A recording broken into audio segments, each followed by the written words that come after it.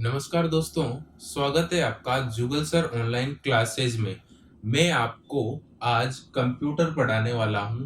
Computer किस आधार पर आपको पढ़ाया जाएगा, कौन से एग्जाम के लिए ये काम आने वाला है।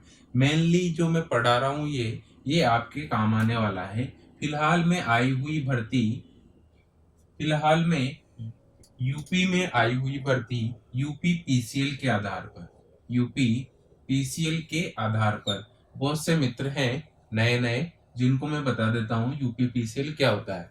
Uttar Pradesh power corporation limited, इसमें फिलहाल में टेक्नीशियन की भर्ती आई है।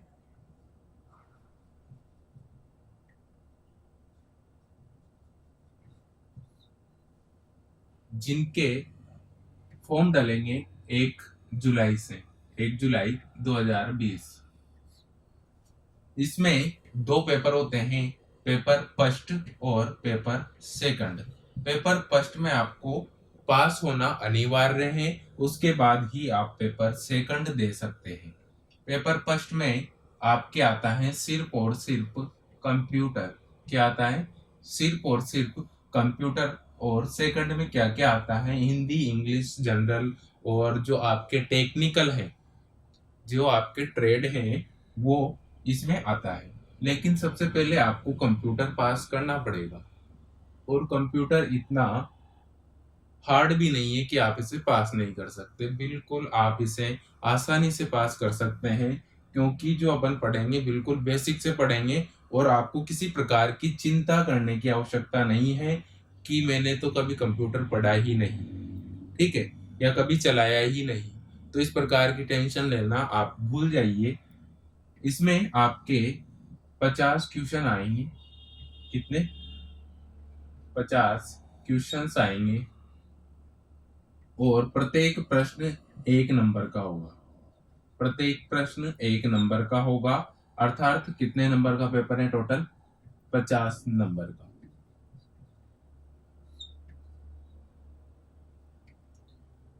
और बात करते हैं इसकी नेगेटिव मार्किंग है या नहीं। इसमें नेगेटिव मार्किंग है। नेगेटिव मार्किंग आपके किस आधार पर है? ये है 1/4, 1/4। मतलब आपने यदि 4 प्रश्न गलत कर दिए और एक प्रश्न आपने सही कर रखा है, तो इस प्रश्न के आपको नंबर नहीं मिलेंगे, क्योंकि ये इसके बराबर हो जाएगा। क्योंकि यहाँ पर आपने 4 जो क्वेश्चन गलत किए हैं, उसका 1 नंबर आपके इसमें कट जाएगा, और यहाँ पर आने वाला 1 नंबर वो भी आपको नहीं मिलेगा।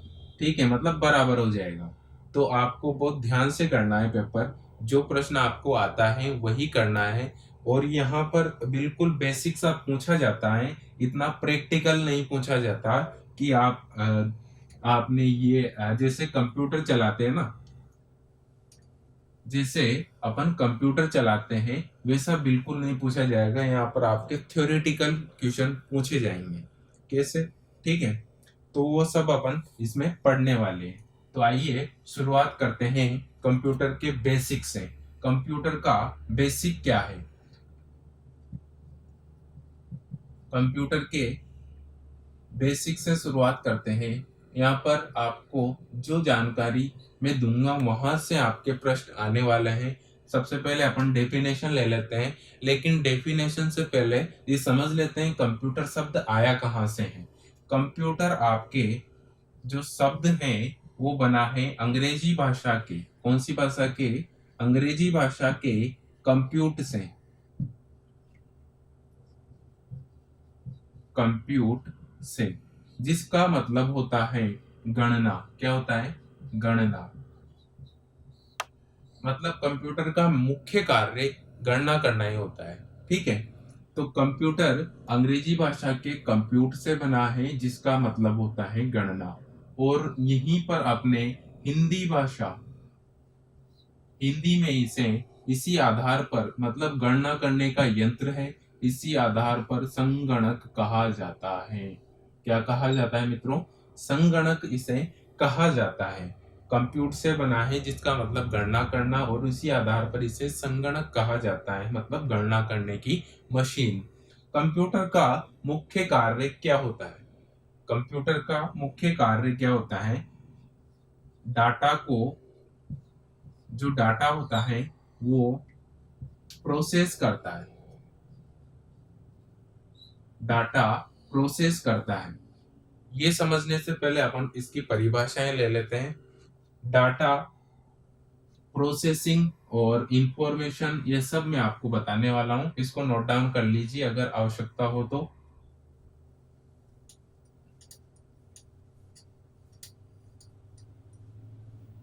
आज कंप्यूटर हमारे प्रत्येक क्षेत्र में काम आता है, चाहे वो रेलवे हो, बैंकिंग हो, या फिर हॉस्पिटल हो, या फिर रिसर्च सेंटर हो, या फिर आपका डिपार्टमेंट हो, सभी में आज कंप्यूटर काम आता है। चाहे वो एजुकेशन हो, सभी में कंप्यूटर का कोई ना कोई उपयोग है। आप जो ये वीडियो देख रहे हैं, इसमें भी पूरा कंप्यूटर का प्रयोग किया जाता है, और इसी के माध्यम से आपको यूट्यूब पर या किसी एप्स पर ये आपको देखने को मिलता है।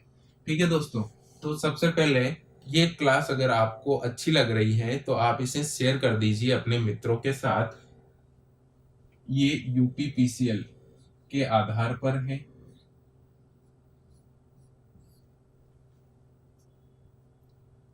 इसकी परिभाषाएं समझ लेते हैं।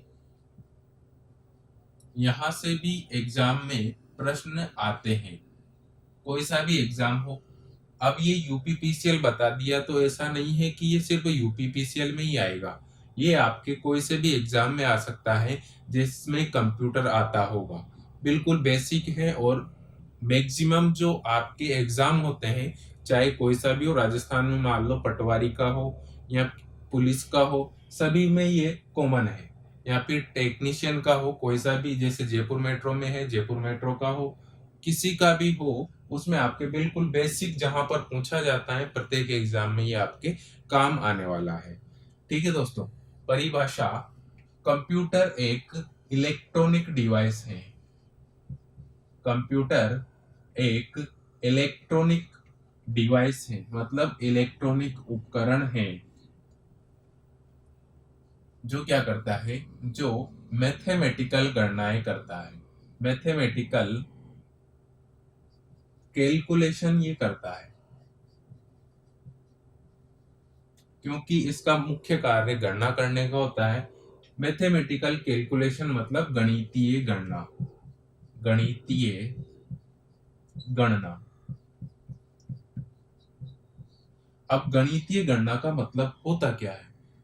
गणितीय गणना का मतलब होता क्या है, बोल तो दिया अपन ने कि गणितीय गणनाएं करता है। अब ये अपन को भी समझ में नहीं आ रहा कि गणितीय गणनाएं करता क्या है, क्योंकि अपन उसके अंदर तो देख नहीं सकते। गणितीय गणनाएं जो प्लस माइनस गुणा भाग, इस प्रकार की जो गणनाएं होती हैं वो गणितीय गणनाएं होती हैं। कौन सी होती है? गणितीय गणनाएं होती हैं। इसके अलावा इलेक्ट्रॉनिक डिवाइस से और गणितीय गणना कर सकता है। अब आप सोच रहे होंगे कि ये काम तो एक कैलकुलेटर भी कर सकता है। आपका जो कैलकुलेटर होता है वो भी ये काम कर सकता है कि जोड़ बाकी गुणा भाग कर देगा। इलेक्ट्रॉनिक डिवाइस में बिल्कुल है। तो कंप्यूटर और उसमें अंतर क्या है? जो इसको सबसे अलग बनाता है वो है इसकी लॉजिकल कैलकुलेशन। लॉजिकल कैलकुलेशन मतलब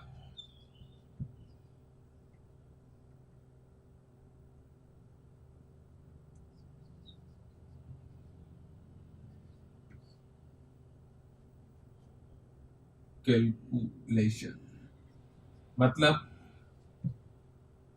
लॉजिकल कैलकुलेशन, हिंदी में बोलते हैं इसे तार्किक गणना। क्या बोलते हैं? तार्किक गणना।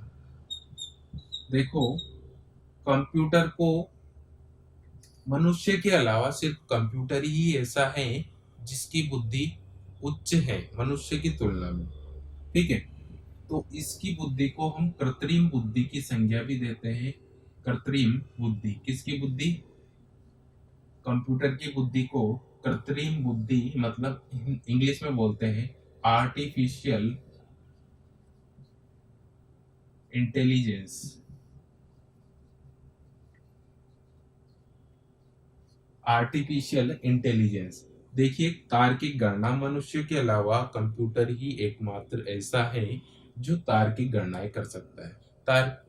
तर्क मतलब किसी दो चीजों में तुलना करना, किसी दो चीजों में तुलना करना, दो के बीच में तुलना करना,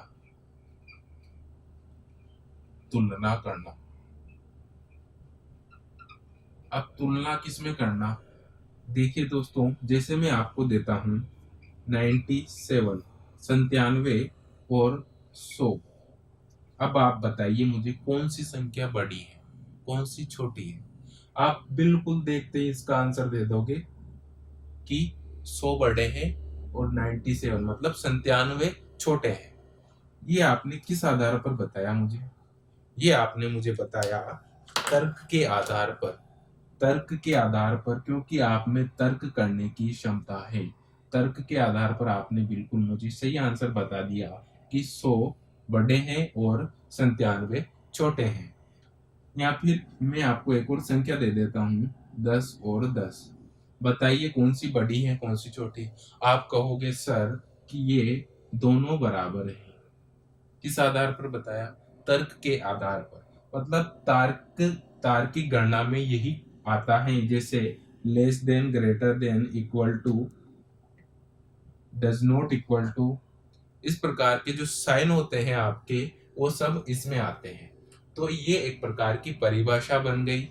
एग्जाम में यहां से प्रश्न आते हैं कि इलेक्ट्रॉनिक डिवाइस है, कंप्यूटर किस प्रकार का डिवाइस है? इलेक्ट्रॉनिक डिवाइस है। ऑप्शन में आएगा आपके मैकेनिकल डिवाइस, इलेक्ट्रोमैकेनिकल डिवाइस या फिर अन्य। ठीक है, तो आपको सही आंसर लगाना है इलेक्ट्रॉनिक डिवाइस। गणितीय गणनाएं करता है और तार्किक गणनाएं करता है। तो इस आधार पर अपनी परिभाषा हुई, कंप्यूटर एक ऐसा उपकरण है जो इलेक्ट्रॉनिक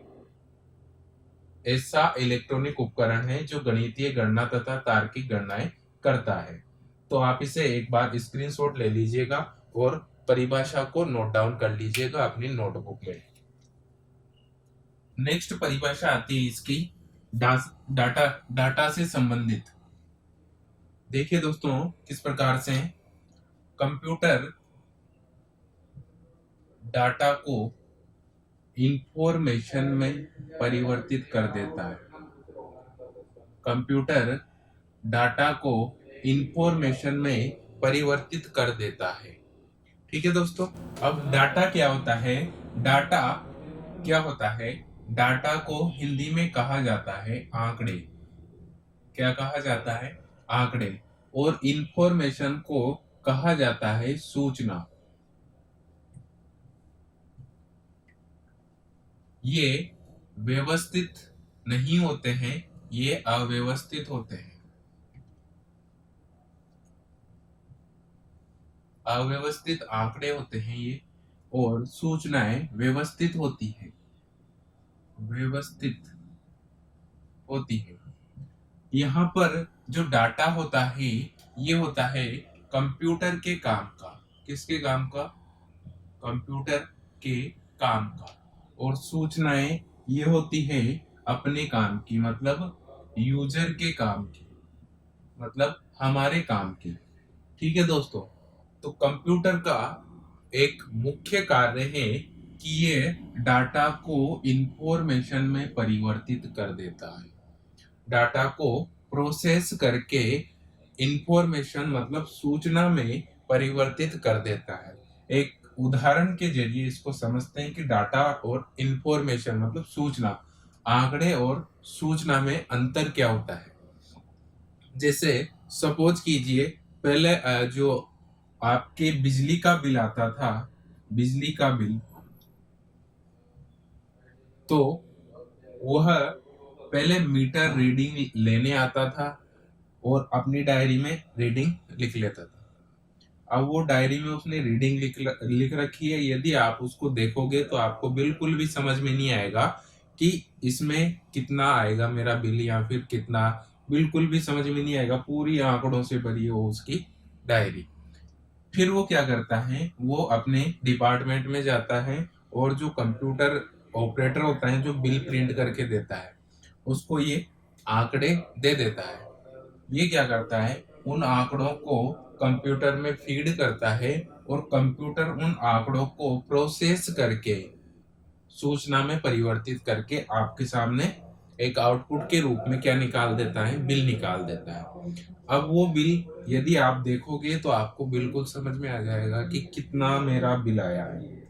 ठीक है, आजकल तो हैंड टू हैंड वो निकाल के दे देते हैं, लेकिन पहले जो सिस्टम होता था उसके बारे में बता रहा हूं मैं। तो डाटा तो क्या हो गया, वो जो डायरी में लिखे हुए थे, और सूचना क्या हो गई, आपका बिजली का बिल, बिजली का बिल। ठीक है दोस्तों, तो ये बात आपको बिल्कुल समझ में आ गई होगी, क्योंकि यहाँ पर जो डाटा था वो अपने काम का बिल्कुल नहीं था, क्योंकि अपन को इसमें बिल्कुल भी समझ में नहीं आ रहा था, अव्यवस्थित आंकड़े थे ये। और यहाँ पर जो आपके सामने बिल आया, ये बिल्कुल व्यवस्थित आंकड़े हैं, ये आपको बिल्कुल समझ में आ जाएगा कि कितना मेरा बिल आया है। मतलब सूचनाएं अपने काम की होती है और आंकड़े आंकड़े कंप्यूटर के काम की। तो एक और जो यहाँ पर परिभाषा निकल कर आती है, यहाँ से डायरेक्ट एग्जाम में क्वेश्चन पूछा जाता है, डाटा को इंफॉर्मेशन में कन्वर्ट किया जाता है, इस प्रक्रिया को क्या कहा जाता है? इस प्रक्रिया को कहा जाता है डाटा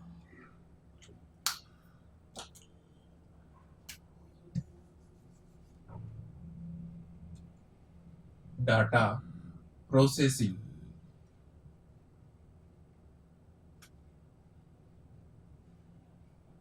डाटा प्रोसेसिंग, चूंकि ये पूरी प्रक्रिया एक इलेक्ट्रॉनिक माध्यम से होती है, तो इसको बोला जाता है electronic electronic data processing. Electronic data processing, इसको शॉर्टकट में ईडीपी ये कहा जाता है। एग्जाम में बहुत से एग्जाम है जिनमें ये पूछा जा चुका है कि ईडीपी की फुल फॉर्म क्या होती है। ईडीपी की फुल फॉर्म क्या होती है? क्या होती है दोस्तों? Electronic data processing. Electronic data processing मतलब यहाँ पर आंकड़ों को सूचना में परिवर्तित करने का कार्य होता है। ये कंप्यूटर का एक मुख्य कार्य है, इसी के माध्यम से सब गणनाएं की जाती है। और नोट करके इसमें साथ में आपको लिखना है, एक परिभाषा हो गई। ये परिभाषा कैसे लिखनी है ये तो आप नोट कर ही लोगे, इसके साथ में लिख लेना कि कंप्यूटर एक ऐसा इलेक्ट्रॉनिक डिवाइस है जो आंकड़ों को सूचना में परिवर्तित कर देता है, जो आंकड़ों को सूचना में परिवर्तित कर देता है। ठीक है दोस्तों, नोट करके लिखना है कि डाटा प्रोसेसिंग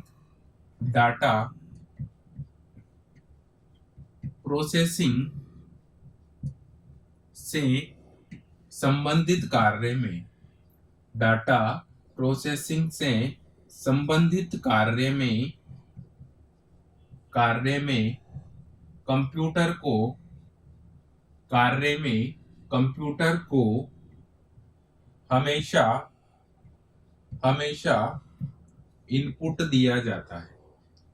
इनपुट दिया जाता है। डाटा प्रोसेसिंग से संबंधित कार्य में कंप्यूटर को हमेशा इनपुट दिया जाता है, मतलब बिना इनपुट के ये कार्य नहीं करेगा। जैसे आपने कुछ इनपुट दिया, उसी के माध्यम से ये डाटा को प्रोसेस करके इंफॉर्मेशन में परिवर्तित कर देगा। तो डाटा प्रोसेसिंग से संबंधित कार्य में कंप्यूटर को हमेशा इनपुट दिया जाता है। ये भी बहुत इंपॉर्टेंट लाइन है, यहाँ से भी एग्जाम में प्रश्न पूछा जा चुका है। ठीक है दोस्तों, इनपुट क्या होता है? इनपुट सूचना उसमें डालना, उसमें आंकड़ों को प्रविष्ट करना। वो किस माध्यम से कर सकते हैं? जो इनपुट डिवाइस होते हैं उनके माध्यम से हम ये कार्य संपन्न करते हैं। आगे हम इसके बारे में विस्तार से पढ़ेंगे कि इनके बारे में इनपुट डिवाइस कौन कौन से होते हैं, जैसे कीबोर्ड हो गया, माउस हो गया, है ना। इस प्रकार के जितने भी डिवाइस हैं सबको डिटेल से यहाँ पर पढ़ने वाले हैं, क्योंकि आपके अलग से टॉपिक दे रखा है इनपुट डिवाइस, आउटपुट डिवाइस। ठीक है दोस्तों, तो आप इसको नोट कर लीजिएगा एक बार।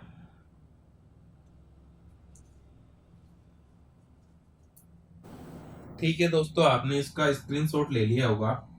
अब यहाँ पर आगे बढ़ते हैं कि कंप्यूटर के बारे में कुछ खास बातें, जैसे कंप्यूटर कभी भी स्वयं से सोच नहीं सकता। कंप्यूटर कभी भी स्वयं से सोच नहीं सकता,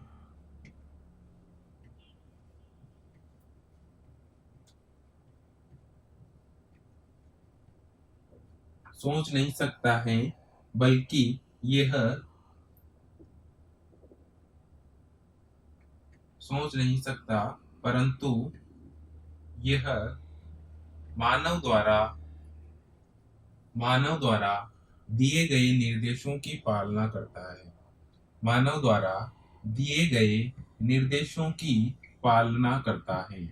कंप्यूटर कभी भी स्वयं से कार्य नहीं करेगा। जब तक आप इसको इनपुट नहीं देते हैं तो ये कार्य नहीं करेगा। तो कंप्यूटर कभी भी स्वयं से सोच नहीं सकता, ये हमारे द्वारा दिए गए निर्देशों का पालना करता है और अपना काम करता है, अपनी गणनाएं करता है, अपने डाटा को प्रोसेस करता है। ठीक है दोस्तों, आगे बढ़ते हैं इसी क्रम में।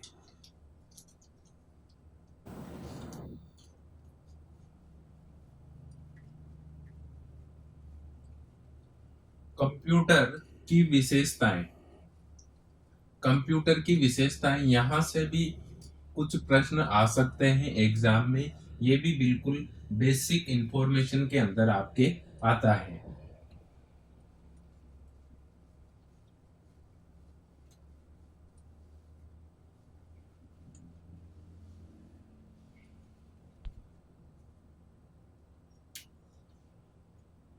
कंप्यूटर की विशेषताएं।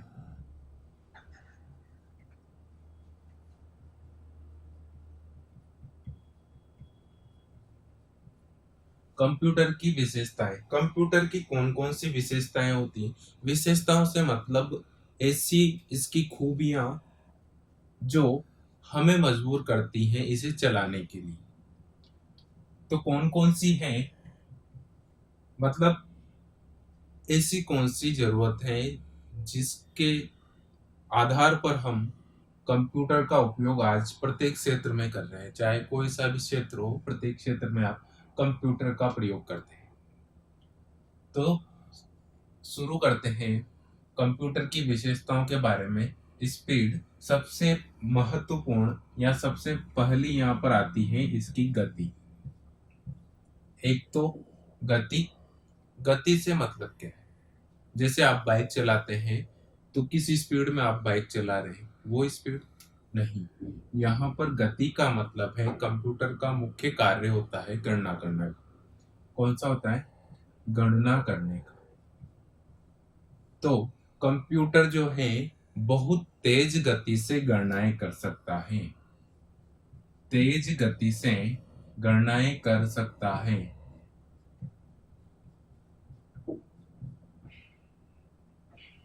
भाई इसकी प्रोसेसिंग स्लो होगी, स्पीड स्लो होगी तो आपको कंप्यूटर में कार्य करने में इतना मजा नहीं आएगा। जो पहले के कंप्यूटर होते थे उनमें इनकी स्पीड बिल्कुल कम हुआ करती थी, लेकिन आज देखो टेक्नोलॉजी कैसी है, इतनी स्पीड से कंप्यूटर कार्य कर सकता है। बात करें इसकी स्पीड कितनी है, वर्तमान में कंप्यूटर की स्पीड, कंप्यूटर की स्पीड या कंप्यूटर की गति,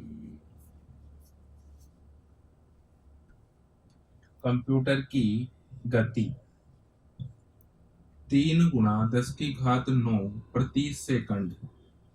3 × 10⁻⁹ अब इसका मतलब क्या है? ये आपने देखा होगा 2 × 10⁻² कितना होता है? मतलब 2 को गुणा कर रहे हैं 10⁻², मतलब 2 × 100, मतलब 2 जीरो आ गए यहाँ पर, तो ये कितना हो गया? 200। अब यहाँ देखो 10⁻9 मतलब 3 और इसके पीछे कितनी जीरो? 9, मतलब ये संख्या करोड़ों में पहुंच गई है ना। ये संख्या करोड़ों में पहुंच गई, मतलब कंप्यूटर जो गणना कर रहा है उसकी स्पीड करोड़ों में है। इतनी गणनाएं, करोड़ों गणनाएं ये प्रति सेकंड कर सकता है कंप्यूटर। वर्तमान स्पीड की बात करें तो 3 × 10⁻9 प्रति सेकंड इसकी गति मानी गई है। 3 गीगाहर्ट्ज भी इसे कहा जाता है। गीगाहर्ट्ज में 10⁻9 आता है। ठीक है दोस्तों, तो ये आपको ध्यान रखना है। कंप्यूटर की गति ये एक इसकी महत्वपूर्ण विशेषता है, और बाकी विशेषताएं अपन आगे पढ़ने वाले हैं, तो आप इसको नोट कर लीजिएगा। आपने नोट कर लिया होगा। अब इसकी गति तो हो गई, ठीक है, आगे बढ़ते हैं। अब इसकी गति से मतलब क्या है? इसके माध्यम से ये हमारे समय की बचत करता है। किसकी बचत करता है? समय की बचत करता है, और कार्य को शीघ्रता से संपन्न कर देता है। दूसरी इसकी विशेषता आती है शुद्धता।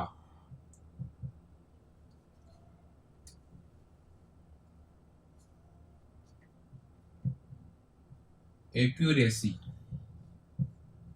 हिंदी में कहते हैं शुद्धता। अब शुद्धता से मतलब क्या है? कंप्यूटर जो कार्य करता है वो बिल्कुल शुद्ध करता है। शुद्ध का मतलब किसी प्रकार की त्रुटि ये नहीं करता। जब तक कि इसमें मैकेनिकल त्रुटि नहीं हो जाती तब तक ये बिल्कुल सही कार्य करता है। जैसा अपन इसको इनपुट देंगे ये हमें वैसा ही आउटपुट देता है। ठीक है, तो शुद्धता हो गई है। शुद्धता को और एक एग्जाम्पल के माध्यम से समझते हैं कि शुद्धता क्या होता है। जैसे एटीएम हो गया, एटीएम भी एक प्रकार का क्या है? कंप्यूटर है। एटीएम हो गया, एटीएम में यदि हम जाते हैं, एटीएम लगाया, पैसे डाले, पिन वगैरह डाल दिया, पूरी फॉर्मेलिटीज कर दी। उसके बाद में जैसे आपने उसमें पैसे डाले, 1000 रुपये मुझे निकलवाने हैं, तो हमेशा वो 1000 रुपये ही निकाल के हमें देता है। कभी भी 1000 की जगह 2000 का नोट नहीं देगा, या फिर 500 भी नहीं देगा।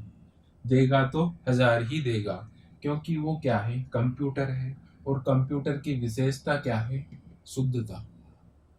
मतलब हमेशा सही परिणाम हमें देगा वो। ठीक है दोस्तों, तो दूसरी ये हो गई। तीसरी बात आती है, इसकी तीसरी विशेषता आती है मेमोरी। क्या? मेमोरी। मेमोरी मतलब स्मृति। कंप्यूटर की मेमोरी जो होती है इसमें वृहद मेमोरी क्षमता होती है,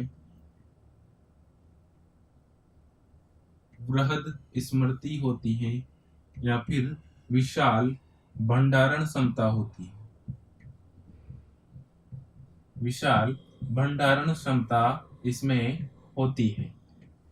विशाल भंडारण क्षमता से मतलब क्या है? इसमें हम जो डाटा है उनको इकट्ठा कर सकते हैं, संग्रहित कर सकते हैं मेमोरी में। किसमें? मेमोरी में। मेमोरी में हम डाटा को संग्रहित कर सकते हैं। इसकी क्षमता होती है मेमोरी की।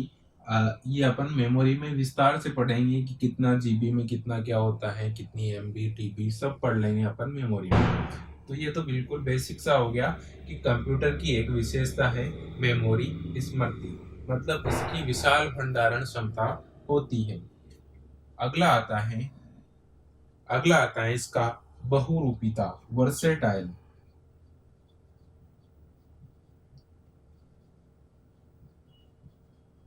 बहुरूपिता, वर्सेटाइल। बहुरूपिता का मतलब बहुउद्देश्य भी होता है।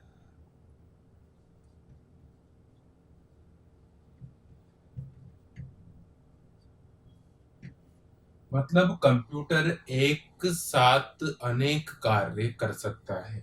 ऐसा नहीं है कि कंप्यूटर को आप सिर्फ टाइपिंग करने के लिए लेके आओ, इंटरनेट चलाने के लिए लेके आए हो, है ना? इसका कार्य बहुत सारे हैं, जिनके माध्यम से जिस कारण से एक मतलब जिसका एक कारण ये भी है कि हम इसका यूज करते हैं, क्योंकि ये बहुत सारे कार्य कर सकते हैं। सिर्फ एक ही कार्य इसमें नहीं हो सकता। कौन सा? देखिए ध्यान से। बहुरूपिता मतलब बहुत से कार्य कर सकता है। जैसे टाइपिंग कर सकता है, ऑफिस वर्क इसमें आप कर सकते हैं,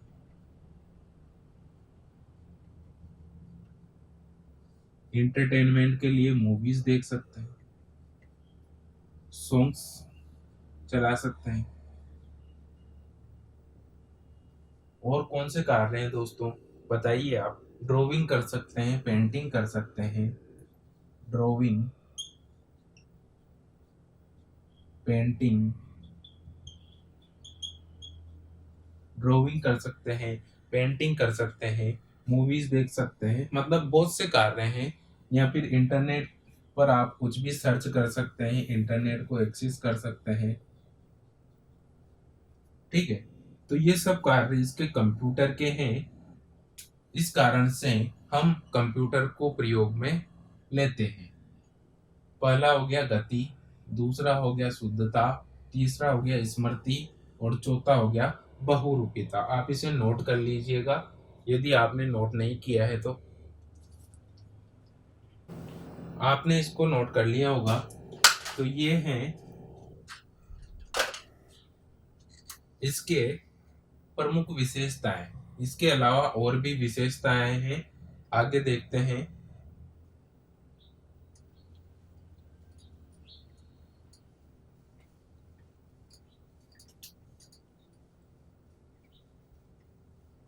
यहाँ से एग्जाम में बहुत से एग्जाम है जहां पर ये बेसिक से ये प्रश्न पूछा जा चुका है कि कंप्यूटर की कौन सी विशेषता नहीं है या कंप्यूटर की कौन सी विशेषता है। ये नहीं पूछेगा कंप्यूटर में ये कौन से कार्य होते हैं, यही पूछेगा कि कंप्यूटर की कौन सी विशेषता नहीं है, कौन सी है। इस प्रकार से आपके एग्जाम में प्रश्न देखने को मिलेंगे। अगली विशेषता आती है लॉजिक। कंप्यूटर की एक विशेषता ये भी है कि ये लॉजिक या तर्क कर सकता है। पहले हम पढ़ चुके हैं तर्क क्या होता है, जब हमने परिभाषा देखी थी।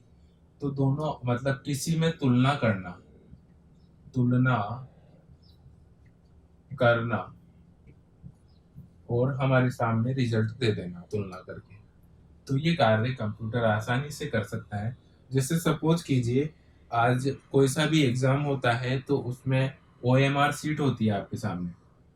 OMR, OMR का मतलब ऑप्टिकल, इसकी फुल फॉर्म होती है optical mark reader. Optical mark reader मतलब जो OMR सीट आती है, लगभग आप देखोगे कोई सा भी एग्जाम हो उसमें लाखों विद्यार्थी बैठते हैं, अगर कोई मनुष्य उसे चेक करने लग जाए तो कितना टाइम लगेगा कि इसमें ये सही था, इसमें ये सही था, बहुत ज्यादा टाइम लगता है। लेकिन कंप्यूटर में हम प्रोग्राम को सेट कर देते हैं और ये वाली आंसर की जो होती है OMR सीट होती है, इसमें कौन सा आंसर सही है ये इसको चयन कर लेता है और इसके माध्यम से कुछ ही बिल्कुल बिल्कुल कम समय में, बिल्कुल कम समय में ये अपने सामने रिजल्ट दे देता है कि हाँ इतनी कॉपियां कंप्लीट हो चुकी है। मतलब किसके माध्यम से करता है, लॉजिक के माध्यम से। और समय कम क्यों लगा, क्योंकि इसमें कंप्यूटर में स्पीड होती है। ठीक है दोस्तों, तो तुलना करने का कार्य जो होता है ये कंप्यूटर कर सकता है। मतलब कोई भी अगर इसके अलावा मेरिट लिस्ट बनानी हो, जैसे ये एग्जाम हो गया, अब मेरिट लिस्ट बनानी है, मेरिट लिस्ट बनानी है, अब किस विद्यार्थी के कितने मार्क्स आए और सीरियल वाइज या इसमें जमा के आपको बिल्कुल कम समय में ये दे देता है तुलना करके कि भाई इसके कम है, इसके ज्यादा है, कम ज्यादा। लॉजिक का मतलब less than, greater than, equal to, does not equal to, ये साइन है। मतलब कम ज्यादा किसके, ये दो में तुलना कर सकता है। तो ये होता है एक इसकी विशेषता लॉजिक। अगला आता है कि ये ऑटोमेटिक होता है।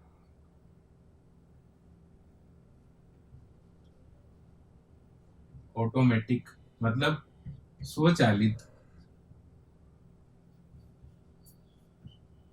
स्वचालित होता है।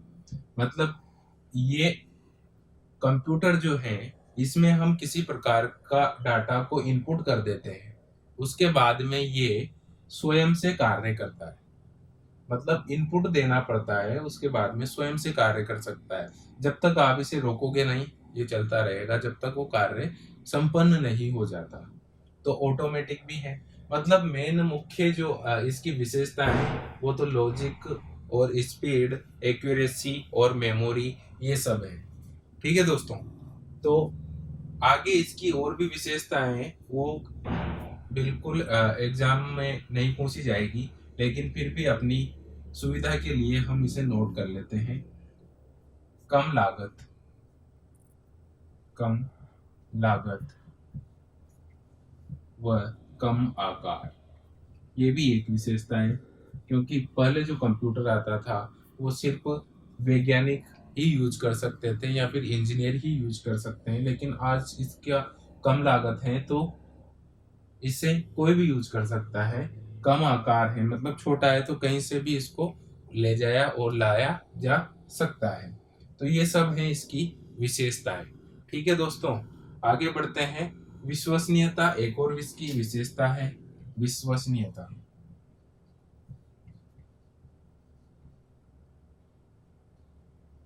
विश्वसनीयता, विश्वसनीयता का मतलब विश्वास करने लायक, मतलब कंप्यूटर पर हम विश्वास कर सकते हैं।